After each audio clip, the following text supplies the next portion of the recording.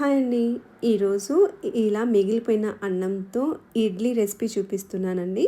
So, నేను ఈ cup కొలతతో చూపిస్తున్నాననమాట. So, ఈ కప్పుతో నేను 2 కప్పుల వరకు అన్నంని మిక్సీ జార్‌లోకి మార్చుకున్నానండి.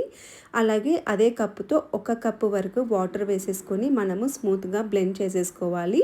టెక్స్చర్ అనేది ఈ విధంగా ఉంటుందండి. మరీ జారుడుగా చేసుకోకూడదు.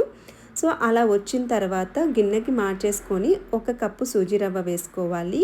అలాగే 1 కప్పు వరకు పెరుగు వేసుకోవాలండి. మీకు పెరుగు నచ్చకపోతే వాటర్ అయినా తీసుకోవచ్చు. సో, ఇలా పెరుగు కూడా వేసిన తర్వాత అంతా కూడా ఉంటలు లేకుండా బాగా మిక్స్ చేసుకోవాలన్నమాట. సో, ఇలా మిక్స్ చేసుకున్న తర్వాత మూత పెట్టేసి మనము ఒక 15-20 మినిట్స్ వరకు రెస్ట్‌నివ్వాలండి. అలా 15 మినిట్స్ టైం అయిపోయిన తర్వాత ఒకసారి ఇలా మిక్స్ చేసుకొని ఇందులోకి కొంచెం తగినంత సాల్ట్ వేసేసుకోవాలి. నేను ఆ స్పూన్‌తో 2 స్పూన్ల వరకు వేసానండి. కరెక్ట్‌గా సరిపోయింది. అలాగే కొంచెం వంట సోడా అన్నమాట. ఇలా వంట సోడా కూడా వేసేసుకొని అంతా కూడా మంచిగా కలిసిపోయేలాగా కలుపుకోవాలి. ఈ లోపల నేను ముందుగానే ఇడ్లీ ప్లేట్స్‌కి ఘీ అప్లై చేసి పెట్టుకున్నానండి.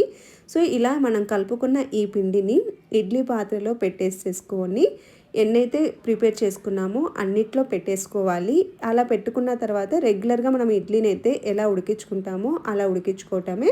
సో, నేను ఇలా రైస్ కుక్కర్‌లో పెట్టానండి. అంతే 15 మినిట్స్‌కి కరెక్ట్‌గా సరిపోతుంది టైము. అలా కాకపోతే వేడి మీద వెంటనే తీస్తే మనకు కొంచెం తడిగా అనిపిస్తుంది. ఆవిరి ఒక 5 మినిట్స్ చల్లగైనాక తీస్తే మనకు ఇడ్లీలు నీట్‌గా ఊడొస్తాయన్నమాట. సో, ఇలా చేసుకుంటే చాలా బావుంటుందండి. సో, ఇవి కూడా చాలా బావున్నాయి. మాకైతే బాగా నచ్చాయండి. సో, మీకు కూడా నచ్చుతుందనే అనుకుంటున్నాను. నచ్చినట్లయితే నా ఛానల్‌ని ఫాలో అవ్వండి. Thank you so much for watching.